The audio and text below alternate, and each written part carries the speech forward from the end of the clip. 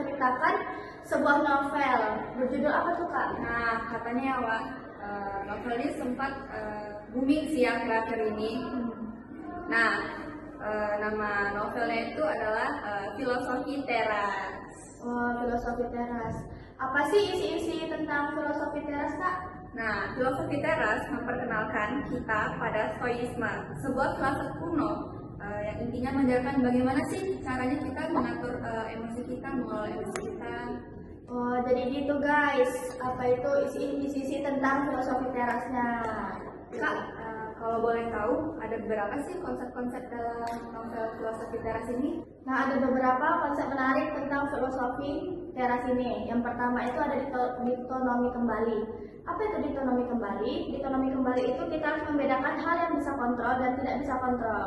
Nah, yang kedua itu ada negative visualization. Apa itu negative visualization? Visualization itu membayangkan skenario buruk-buruk yang akan terjadi. Jadi kita sebelum hal buruk yang terjadi di tua, kita harus sudah mempersiapkan diri kita di tua. Terus ada premeditio melarum, mirip dengan negative visualization, bersiap menghadapi kemungkinan buruk supaya hal-hal itu terjadi. Terus ada fokus pada kebajikan. Apa itu fokus pada kebajikan?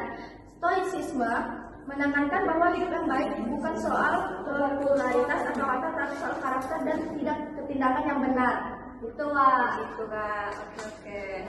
Di buku ini ada keunggulannya Kak? Ada dong pasti. Nah, keunggulan bukunya itu ada bahasannya lebih ringan, banyak contoh yang kita lihat di kehidupan kita nih. Nah, yang ketiga itu praktiknya bisa lebih gampang dan langsung. Gitu Kak. Jadi kalau nggak salah katanya buku ini sangat menarik atau lagi booming ya Kak? Booming banget Kak, akhir-akhir ini kita lagi booming buku itu. Nah Kak, kalau boleh tahu kekurangan buku ini apa sih? Nah, jadi di sini tuh bukan ada kelebihan aja, tetapi ada juga kekurangannya gitu. Jadi kekurangannya itu yang pertama ada buat beberapa pembaca penjelasan tentang stoicisme. Mungkin berasa tuh kayak kita mau baca tuh berulang-ulang gitu.